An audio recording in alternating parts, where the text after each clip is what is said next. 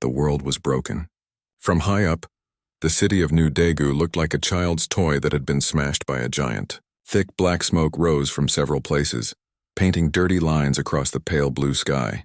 The air itself tasted wrong, a mix of burned plastic, dust, and a sharp electric smell that stuck in the back of the throat. This was the work of the Cathar Imperium. Their ships, which were like jagged pieces of dark metal, had filled the sky just days before. Their attack was not a long one. It was fast, brutal, and total. Human defenses were shattered. The colony's hope was extinguished. Now the great flagship of the Cathar hung in the sky, a silent dark moon that blocked out the sun and reminded everyone of their defeat. On the ground, the survivors moved like ghosts through the rubble. They were pulling out the wounded, the trapped, and the dead. The sounds were of crying, of shifting concrete, and of quiet, desperate voices. A man named Jin was there. He was not a soldier. Before all this, he was an architect and an engineer. He designed homes and parks and buildings where people could live and work. Now his strong hands, which were made for drawing and building, were covered in dirt and dried blood. He was helping a group of people lift a heavy piece of a broken wall. Underneath it, a family was trapped. Slowly, on 3, Jin said, his voice hoarse but steady. 1, 2, 3, lift. The group strained, and the slab shifted just enough for others to pull a woman and 2 small children out from the dust-filled darkness. They were coughing, but alive. Nearby, a woman named Hana had set up a medical station in what used to be a public transit shelter. She was a doctor. Her dark hair was tied back roughly, and her face was smudged with grime, but her eyes were sharp and focused. She moved from person to person, cleaning wounds, setting broken bones with makeshift splints, and offering quiet words of comfort. Her supplies were almost gone, scavenged from ruined clinics and homes. "The dust will make the breathing worse for those with asthma," she said to a helper, handing her a bottle of water. "Try to find any clean cloth we can use as a filter." This was the scene when the Cathar leader decided to come down. A smaller ship, shaped like a sharp claw, descended from the flagship and landed in the central square, which was now a field of broken stone. The air hummed with its power. When the ramp lowered, Warlord Kai stepped out. He was enormous, a full head taller than the tallest human. His body was encased in armor that looked like polished black stone, etched with glowing red lines that pulsed with a slow, menacing rhythm. His face was hidden behind a helmet shaped like the head of a predatory beast, with dark, soulless eyes. He moved with a power that was both graceful and terrifying, each step firm and final. He was followed by a group of his warriors just as large and just as armored. They carried weapons that glowed with a dangerous, unknown energy. The human captives were forced to gather in the square. They huddled together, their faces pale with fear and exhaustion. They looked at the giant armored figures and the ruined city behind them, and they knew they had lost everything. Kai stood before them. A device on his armor projected his voice, translated into the human language. The voice was cold, deep, and without any feeling. It was the voice of absolute power. "People of this world," the voice boomed. "Your resistance is over. Your leaders are gone. Your armies are broken. You now belong to the Cathar Imperium." He paused, his helmeted gaze sweeping over the crowd. No one made a sound. "The galaxy has one rule: strength, the strong conquer. The weak serve. This is the natural order. Your species is weak. You feel too much. You hope when there is no hope. You value things that have no power. This has made you soft. It has made you prey." He took a step forward, and the crowd flinched as one. "I am Warlord Kai. My strength is absolute. My will is law. You will submit. You will work for the Imperium. You will obey without question. This is your new purpose. There is no other." As if to prove his point, his glowing eyes fell on a young man standing near the front of the crowd. His name was Min. Min was thin and looked tired, but his eyes burned with a fire that had not been put out. He stared back at the warlord, his hands clenched into fists at his sides. Kai saw the defiance. He pointed a single armored finger at Min. "You," the cold voice said. "Step forward." Min did not move. He stood his ground, his jaw tight. A Cathar warrior moved to grab him, but Kai raised a hand to stop him. The warlord took the few steps himself, his large shadow falling over Min. The difference in their size was like a mountain looking down at a tree. "You disagree with my words?" Kai asked, the tone almost curious, like a scientist studying a strange insect. Min swallowed hard, but his voice, though shaky, was clear. "We are not animals. We are not your property." A low murmur went through the crowd. It was a dangerous thing to say. Kai's head tilted. "You are what I say you are. Your spirit is meaningless. It will not stop my boot from crushing you." He raised his gauntleted hand. Energy crackled around his fist, ready to deliver a blow that would surely kill the young man. It was to be a final lesson in the cost of defiance. The crowd braced for the horror. Hana, from her medical station, turned her face away, unable to watch. But then a different voice cut through the tense air. It was not loud, but it was firm and clear. A leader who breaks his tools has nothing left to build with. All eyes turned. It was Jin. He had stepped out from the crowd, his engineering work forgotten. He stood there, covered in the dust of his fallen city, looking small and fragile before the armored giant. But he did not look afraid. He looked calm. Kai's hand stopped, the energy around it flickering. He slowly turned his helmeted head to look at this new, foolish human. "What did you say?" the translated voice asked, dripping with cold menace. Jin met the gaze of the dark helmet. "You said strength is the only rule. But is breaking a useful thing true strength? Or is it a waste?" He gestured toward Min and then at the ruined city around them. "You have won. This world is yours. These people are now your tools. If you break them all to prove a point, what will you have? A broken world and no one to fix it. An empty field and no one to farm it. Is that the prize of the strong?" The silence in the square was absolute. No one, human or Cathar, could believe what was happening. A human was not just defying the Warlord. He was questioning his logic. Kai took a step toward Jin, the ground seeming to vibrate under his weight. He looked Jin up and down, from his dirty boots to his tired but resolute face. "You are not a warrior," Kai stated. "No," Jin replied. "I am a builder." "A builder," Kai repeated, the words sounding strange and foreign in his cold voice. He was silent for a long moment, studying Jin. The red lines on his armor pulsed. The crowd waited, sure that Jin had just signed his own death warrant. But something had sparked in Kai's mind. This human was different. He was not a snarling fighter or a weeping coward. He was a puzzle. He spoke of building when everything was dust. He spoke of tools when faced with a god of war. Finally, Kai spoke again, his voice a low rumble. "This one," he said, pointing at Jin. He then turned to his guards. "Take him. He comes with me." The guards moved forward and grabbed Jin by his arms. There was a gasp from the crowd. Hana took a step forward, her doctor's instinct to protect her patient kicking in, but she was held back by others. Jin did not struggle. He looked once more at Kai. "Let us see," Warlord Kai said, his helmet turning to take in Jin's calm demeanor one last time. "If your spine is as strong as your tongue." The guards pulled Jin away toward the sharp-clawed ship. As he was led up the ramp, the humans of New Daegu watched, their hearts filled with a new, confusing emotion. It was not quite hope. It was more like wonder. One of their own, a simple builder, had stood before the monster and had not been broken. And the monster, for reasons they could not understand, had been intrigued. The ship's ramp closed, sealing Jin inside. With a deep hum, it lifted off the ground, rising back toward the dark flagship in the sky, leaving a broken world and a story that was only just beginning.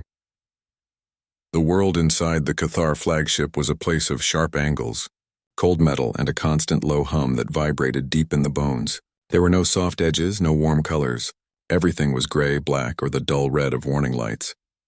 The air smelled sterile and clean like a hospital, but with an underlying scent of ozone and something else, something metallic and strange.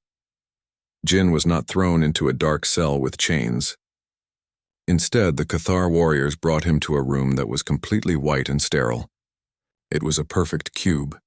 The walls, the floor, and the ceiling were all the same seamless, glowing white material. There was no bed, no chair, no window. In the center of the room, a single dark console rose from the floor. It was the only thing that was not white. The door, which had vanished without a seam behind him, did not open again for a long time. Jin was alone with the hum of the ship and his own thoughts. He sat on the floor, his back against the wall. It was warm to the touch. He thought about Hana and Min and the others in the ruined square. He wondered if they were safe. He wondered what this warlord wanted with him. Finally, the wall in front of him dissolved silently, and Warlord Kai stepped into the room. He was not in his full battle armor, but he still wore a dark, form-fitting suit that showed his powerful frame. His face was uncovered. It was a strong, severe face with skin that had a grayish tone and deep-set eyes that were as dark and cold as his helmet's had been. He looked at Jin with an expression of pure analytical curiosity. "You are comfortable?" Kai asked, his voice translated by a smaller device on his wrist. The tone was flat, without any real concern. "It's cleaner than the rubble," Jin replied, standing up. He felt small in the room with the Cathar leader. Kai walked over to the dark console. He touched it, and the surface lit up with complex lines of red light and symbols Jin did not understand. "You said I should not break my tools," Kai said, not looking at Jin. "You implied you had a use. I am here to see if that is true." He turned to face Jin. "The Cathar Imperium conquers. It is what we are. Our strength comes from our ships, our weapons, our will. But even strength has problems." Kai gestured to the console. A three-dimensional image appeared above it. It was a beautiful, terrifying thing. A sphere of swirling, brilliant white light was contained within a cage of glowing red energy. But the light was flickering, and the cage seemed to be straining to hold it. "This is the heart of my ship, the heart of every major ship in our fleet, a singularity core. It gives us power to cross the stars, to power our weapons, our shields." Jin stepped closer, his engineer's mind fascinated despite his fear. He saw the problem immediately. The energy containment field was unstable. The beautiful, violent light inside was fighting its prison, causing waves of disruptive energy to ripple through the cage. "It is decaying," Kai said, a hint of frustration in his translated voice. "For decades it has been losing stability. Our best minds cannot fix it. They can only slow the decay. It limits our reach. It makes us vulnerable." He looked directly at Jin. "You are a builder. You see problems and you fix them. This is your test. Fix this." Jin stared at the flickering core. The technology was far beyond anything humans had. It was like asking a Stone Age man to fix a computer. He felt a wave of hopelessness. "I don't understand your science," Jin said honestly. "I can't even read these symbols." Kai's expression did not change. "That is not my problem. It is yours." He walked back toward the wall. "You will work here. You will have access to the core's data through this console. You will not leave." He paused at the doorway. "There is a price for failure. The human settlement on the planet is dependent on my ships for food and water rations. They will receive their next shipment in 7 of your days. If you have not made progress by then, they will receive nothing."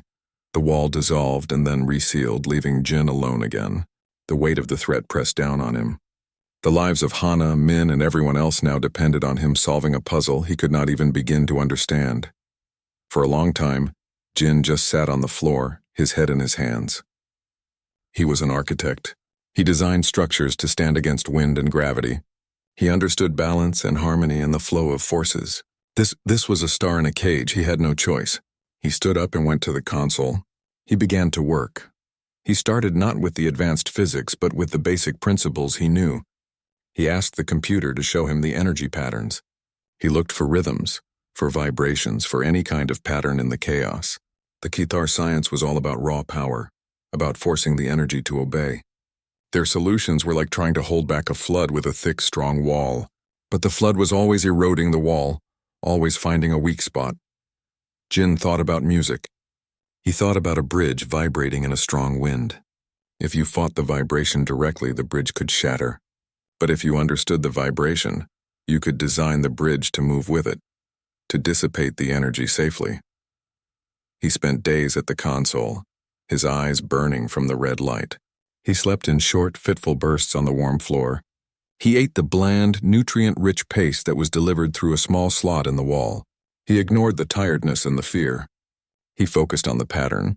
He found it on the 5th day. A specific low-frequency resonance that was causing the containment field to fight against itself. The Cathar engineers had tried to overpower this resonance, to drown it out with more energy. Jin had a different idea. What if instead of fighting it, they harmonized with it? What if they adjusted the field to move with the resonance, to make it part of the container instead of its enemy? It was a crazy idea. It was the opposite of everything the Cathar believed in. It required not strength but subtlety. Meanwhile, on the planet below, Hana was facing her own challenges. The Cathar overseers who managed the human work details had started to get sick. They were coughing. Their movements were slow, and their famous strength seemed to be fading.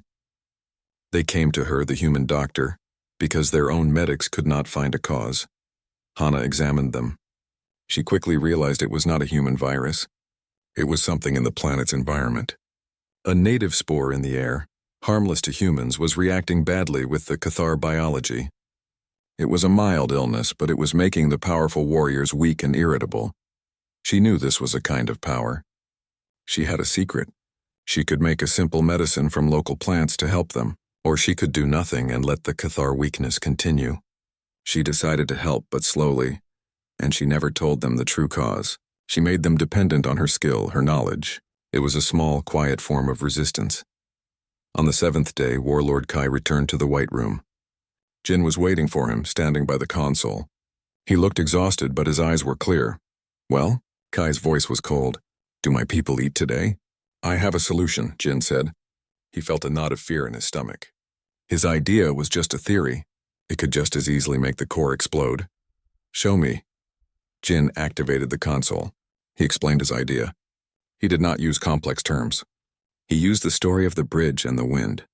He explained that the core's energy was like a song, and the containment field was singing the wrong note, creating a destructive noise. His solution was to change the note, to make the field sing in harmony with the core. The Cathar engineers who were listening through the comm system were furious. Their voices, translated, crackled with anger. "This is foolishness. It is against all principles. It will cause a catastrophic failure." Kai listened to them, and then he looked at Jin. He looked at the human who had stood in the dust and spoken of building. He looked at the simple, elegant idea that required no brute force, only intelligence. The Warlord was silent for a long time, weighing the words of his finest engineers against the words of a captive builder. Finally, he spoke. "Implement the human's solution." The command deck of the Cathar flagship was a place of ordered chaos. Warriors and technicians moved between consoles that glowed with the same harsh red light as the Warlord's armor. In the center of the room, a massive holographic display showed the Singularity Core, its new harmonic field glowing with a steady, brilliant white light. For the first time in decades, it was not flickering. Warlord Kai stood before the display, his arms crossed over his chest. The engineers had protested loudly. They had called Jin's plan a recipe for disaster. But Kai had ordered it done. Now the results were undeniable. The core's power output had not just stabilized. It had increased. The energy readings were higher and cleaner than any living Cathar had ever seen. The ship hummed with a new, potent vitality. One of the head engineers, an older Cathar named Gore, approached Kai. His posture was stiff, a mix of respect and deep frustration. "The core is stable," Warlord Gore said, his translated voice tight. "The humans' adjustment works, but it is a dangerous precedent. It relies on a weakness, a willingness to yield. This is not the Cathar way." Kai did not turn from the display. "The Cathar way was failing, engineer. The core was dying. Now it is stronger than ever. Is that not the ultimate measure of strength? Results?" Gore fell silent, but his disapproval was a physical presence in the room. Kai turned and looked at Jin, who stood a few feet away, flanked by 2 guards. Jin looked tired but calm. He had been brought to the command deck to witness the test. "The human has proven his use," Kai announced to the room. "He is not to be harmed." "He will continue his work." This was not the praise it seemed. It was a sentence. Jin was now a permanent tool, a prized possession. He had saved the people on the planet from starvation, but he had also bound his own fate more tightly to the Cathar. Later, back in the White Room, Kai returned. He did not speak of the core's success. Instead, he placed a new data slate on the console. "You have an understanding of systems," Kai said. "Our archives hold the schematics of our greatest achievements. Study them. Look for other inefficiencies." When Kai left, Jin picked up the slate. It was a treasure trove of Cathar technology. Ship designs, weapon systems, communication networks. It was also a test of loyalty. Jin knew that if he found a weakness and reported it, he would be rewarded. But he would also be helping the very empire that enslaved his people. He began to look not for the glory of the Cathar, but for his own understanding. He studied everything. He saw a pattern emerge. Cathar technology was incredibly powerful, but it was also rigid.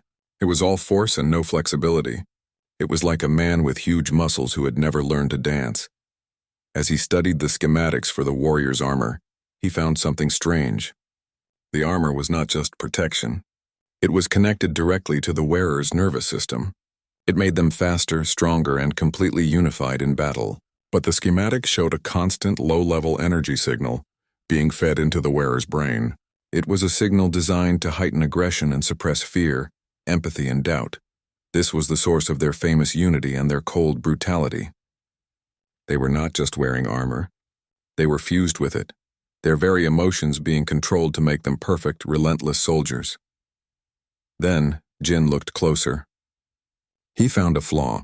The system that managed this neural link was very sensitive to certain energy frequencies. A specific low-frequency resonance, if applied correctly, could temporarily disrupt the link. It would not break the armor, but it would break the control. It would shut off the signal feeding aggression into their brains. For a few moments, a Cathar warrior would be cut off from the artificial rage that defined them. They would be left alone with their own thoughts, their own memories, without the filter. Jin sat back, his heart pounding. He had not found a weapon to destroy the Cathar. He had found a key to unlock their minds. It was a terrifying power. What would a lifelong warrior feel when the constant drumbeat of war in his head suddenly went silent? He knew he could not tell Kai. This was not a tool for the Warlord. This was a weapon against him. But it was a subtle weapon. A weapon of truth. Working slowly and carefully, Jin wrote a simple program. It would generate that specific disruptive frequency. He embedded the program deep within a harmless-looking data file about structural integrity. Then he built a small, crude emitter out of parts from the console. It was no bigger than his thumb. He hid it in the seam of his clothing. He had a plan, but it was a desperate one. He would have to get close to Kai, to the heart of his power, and use it. He would have to show the Warlord and his entire crew what they truly were. A few days later, Kai summoned Jin to the main assembly hall. It was a vast, dark chamber where the ship's crew gathered for important announcements. Hundreds of Cathar warriors stood in perfect rows, their armor gleaming. The air was thick with their silent, collective strength. Kai stood on a raised platform, a giant before his army. He had brought Jin here to make a point. The human has served the Imperium, Kai's voice boomed through the hall. He has fixed what our own could not. He has shown that even from weakness, a useful tool can be found. He turned his gaze to Jin, who stood at the base of the platform, guards beside him. The time for defiance is over, human. You have seen our strength. You have contributed to it. Now you will pledge your loyalty to me publicly and without condition. You will become a servant of the Cathar Imperium. This was the moment. It was the worst possible time. Surrounded by enemies, unarmed, and completely outnumbered. But it was also the only time they would all be together, their minds linked by their armor. Jin took a slow breath. He looked up at the giant warlord. He thought of Hana, of Min, of his broken city. You are wrong, warlord, Jin said, his voice quiet but clear in the silent hall. I have not contributed to your strength. I have only exposed your weakness. A ripple of anger went through the crowd of warriors. Kai took a step forward, his eyes narrowing. You test my patience, he growled. You demanded my submission, Jin continued, his hand moving slowly to his side, his fingers finding the hidden emitter in his clothes. But you never asked for my respect. You never earned it. You only know how to take. You don't know how to build or to lead. You only know how to command. You will kneel, Kai commanded, his voice rising with a cold fury. He raised his hand and the warriors took a step forward, a unified, threatening move. No, Jin said, and he pressed the button. There was no explosion, no flash of light, no sound that human ears could hear. But the effect was immediate and total chaos. The Cathar warriors did not collapse. They staggered. They clutched their heads. They cried out in confusion and pain. The constant, aggressive signal that had been a part of their minds since they first put on armor was gone. The artificial hate that bound them together had vanished. They were suddenly terribly alone inside their own heads. Memories of battles, of destruction, of the people they had conquered and killed flooded back without the comforting filter of rage to justify them. The hall, which had been a place of perfect order, was now filled with disoriented, anguished giants. Kai himself stumbled back, his hand going to his helmet. A low, guttural sound of agony escaped him. He looked around at his breaking army, his face a mask of confusion and sudden, profound horror. Jin stood his ground in the middle of the unraveling chaos. He looked up at the suffering warlord. "You demanded submission," Jin said, his voice cutting through the noise. "But you never built anything that could earn loyalty.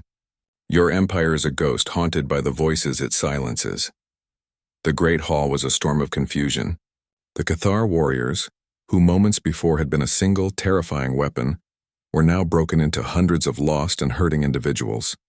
Some dropped to their knees, their hands pressed against their helmets as if trying to push out a terrible noise. Others stumbled into each other, their movements clumsy without the armor's guiding rage. The air was filled with a low roar of pain and disbelief. It was the sound of an entire people waking up from a long, violent dream. Warlord Kai was on his knees on the platform. His body was rigid, every muscle straining. The world which had always been so clear was now a confusing and painful place. The simple driving purpose to conquer and dominate was gone. In its place was a flood of memories. He saw the faces of beings from 100 worlds not as weak enemies but as creatures filled with fear. He remembered destroying cities, and for the first time, he thought about the people who lived in them. The artificial anger that had justified it all had vanished, leaving only the cold, hard facts of what he had done. His head felt like it was splitting open. He looked out at his warriors. He saw their pain, their fear. He saw the crumbling of everything he had built. And standing in the center of it all was the human, Jin. He was just standing there, watching. He had not run. He had not attacked. He had simply shown them a mirror, and the reflection was unbearable. Rage, a real and personal rage now, not the manufactured kind, boiled up inside Kai. This human had done this. This weak, fragile creature had broken the Cathar Imperium with a touch. With a roar that was raw and full of agony, Kai forced himself to his feet. The disruptive frequency was still active, but his own will was immense. He focused all his pain and anger on one thing: destroying the source. He leaped from the platform, landing on the floor with a heavy thud that shook the ground. He drew a long, brutal-looking blade from his belt. The metal glinted in the harsh light. "You!" he screamed, his translated voice cracking with emotion. "You have destroyed us!" He charged at Jin, who stood his ground, the small emitter still clutched in his hand. Jin knew he could not run. He knew he could not fight. This was the moment of truth. Would the warlord break him, or would he finally see? The other warriors watched, their own suffering forgotten for a moment as they witnessed their leader's fury. The scene was frozen. The giant warlord, a vision of pure, unstoppable vengeance bearing down on the small, still human. But as Kai ran, the full effect of the disruption hit him harder. Without the armor's influence, his own mind showed him everything. He saw Jin fixing the core, not for praise, but to save his people. He saw Jin standing in the dust of New Daegu, speaking of building. He saw the calm intelligence in the human's eyes, an intelligence that had offered a solution when the Cathar's own strength had failed.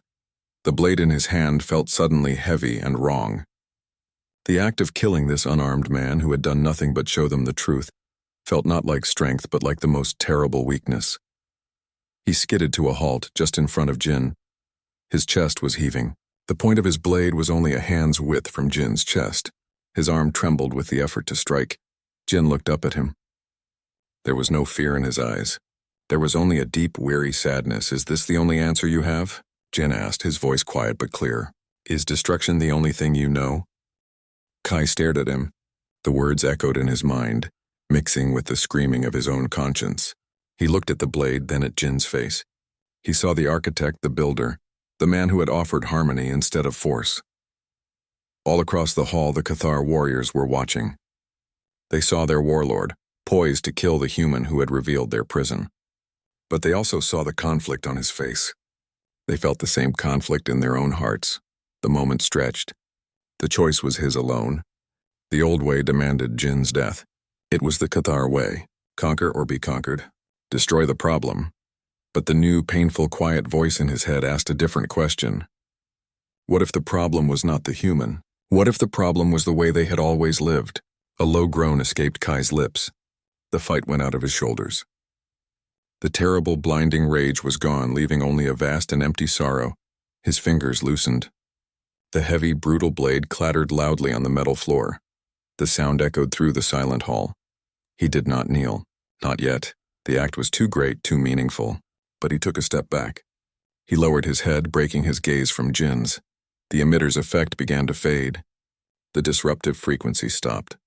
Slowly, the familiar hum of the armor's neural link returned.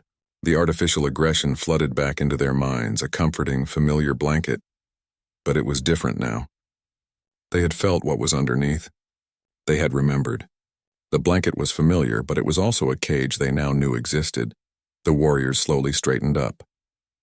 The confusion and pain on their faces were replaced by their usual cold masks, but the memory of those few minutes of clarity was seared into their minds. Kai stood before Jin, his head still bowed. When he looked up, his eyes were the same dark pools, but something in them had changed. The absolute certainty was gone. He turned to his warriors. He looked at their faces, and he knew they had all shared the same experience. "Leave us," he commanded, his voice hoarse. The warriors, confused but obedient, slowly filed out of the hall. Soon only Kai and Jin remained standing in the vast, empty space with the fallen blade between them. Kai looked at the weapon on the floor, then at his own hands. "For my entire life," he said slowly, "I believed that to feel anything but the will to conquer was a flaw, a sickness. We built the armor to cure that sickness." He looked at Jin. "You did not break our armor. You cured us of the cure." He took a deep, shuddering breath. It was the hardest thing he had ever done. "The human settlement on the planet," he said. "They will have whatever they need. You have my word. It was not a victory. It was not a surrender. It was the first step on a new, unknown path. The Cathar Imperium had not been defeated by a weapon. It had been changed by an idea. And the warlord who had demanded submission was now standing before the man who had given him back his soul, wondering what to do with it. The silence in the great hall was heavy and deep. It was a different kind of silence than before. Before it was the silence of fear and absolute power. Now it was the silence of a storm that had passed, leaving behind a broken and changed landscape. Warlord Kai and Jin stood facing each other. The fallen blade lay on the floor between them, a dark line separating their old world from a new one. Kai's massive chest rose and fell with slow, deep breaths. The return of the armor's signal was a familiar pressure in his mind, but it was no longer a comfort. It was a reminder of the prison he had just glimpsed. He looked at Jin, really looked at him. He saw the tired lines on the human's face, the simple clothes, the quiet resolve. This was not a warrior who had won a battle. This was a builder who had exposed a fatal crack in a giant's foundation. "The signal," Kai said, his voice rough. "It has stopped." Jin nodded slowly. He opened his hand to show the small crude emitter. It was only temporary. A key, not a hammer. A key. Kai repeated the word as if he had never heard it before. He looked around the vast, empty hall, a place built for declarations of war and displays of strength. It felt hollow now. "What you showed my people, that pain, that was the truth?" "It was your mind without the armor's influence," Jin said. "It was you, remembering what you have done. That pain is what my people and all the people you have conquered feel every day." Kai flinched. The words were not an accusation, just a simple statement of fact. They hit him with more force than any weapon. He turned and walked slowly to the edge of the platform and sat down, his great size making the movement seem clumsy. He was not a proud warlord on a stage anymore. He was just a tired being sitting on a step. "For generations," he began, staring at the far wall, "we have believed that emotion was a flaw. That empathy made you slow. That mercy made you weak. We built the armor to cut away those parts of ourselves. We thought we were becoming perfect, strong." He looked at his hands, the hands that had held the blade moments ago. "We were just hiding." Jin walked closer, but he did not sit. He stood a respectful distance away, listening. "The core was failing," Kai continued, his voice a low rumble. "Our strength was fading. We were afraid, so we conquered faster. We fought harder, trying to outrun the decay. We were so busy being strong we never stopped to think we might be wrong." He looked at Jin, his dark eyes filled with a turmoil no Cathar was supposed to feel. "You fixed the core with a song. You broke my army with a whisper. Where is the strength in that?" "There are different kinds of strength," Jin said. "The strength to break a wall is easy. The strength to understand why the wall was built, and to build a gate instead, that is harder. You asked for my submission, but no one can give you that. It is something you earn. You earn it with respect, with fairness. You earn it by building something people want to be a part of." Kai was silent for a long time. The words were so simple, so alien to his entire life. He thought of his warriors, their faces twisted in agony as they remembered their own lives. He thought of the human doctor on the planet Hana, who helped his sick warriors even though she had no reason to. He thought of the young man, Min, who had stood defiant in the dust. He thought of the stable singing heart of his ship, a gift from this builder. The old way demanded he reclaim his power. It demanded he punish Jin, re-establish control, and return to the comforting numbness of conquest. But the new, painful, quiet voice in his head, the one Jin had unlocked, showed him a different path. A harder path. Slowly, Kai stood up. He moved away from Jin, walking to the center of the open floor before the platform. The entire crew was watching on the ship's internal feeds. Every warrior, every engineer, every technician had seen the chaos. They had felt the disruption. Now they watched their warlord. He turned to face Jin. His posture was not one of attack, but of decision. A leader who breaks his tools has nothing left to build with, Kai said, repeating Jin's words from the first day they met. You were right, he took a deep breath. The eyes of his entire species were upon him. We have been breaking our tools for 1,000 years, and we have nothing left but a ghost of an empire, built on the silence of others. Then Warlord Kai, the supreme commander of the Cathar Imperium, the conqueror of 100 worlds, did the unthinkable. He went down on one knee. It was not a gesture of surrender to a master. It was a gesture of respect to an equal. It was a recognition of a truth he could no longer deny. He bowed his head. The silence on the ship was absolute. Your words, Kai said, his voice raw and stripped of all its former power, are not weak. They are the foundation I could never build. He stayed there, kneeling, his head bowed before the human. On the planet below, in the comm center of New Daegu, Hana and Min watched the transmitted feed on a flickering screen. They saw the giant warlord kneel. They saw Jin, small and steady, standing before him. They did not understand what had happened, but they understood the meaning of the gesture. A weight they had carried for so long felt a little lighter. Aboard the flagship, Jin looked at the kneeling warlord. He felt no triumph. He felt only a heavy responsibility. He walked forward until he stood before Kai. The kneel is a beginning, Jin said softly, not an end. Now you must learn to stand again, but this time on a foundation that will not break. Kai lifted his head. The path ahead was unknown and terrifying. There would be resistance from his own people. There would be chaos. The entire structure of the Cathar Imperium would have to change, but for the first time it felt like a future worth building. He had demanded submission from a human, and in return, the human had given him back his soul. And the first lesson was that a true leader must first learn to kneel, to see the world from a new angle, before he can truly stand tall.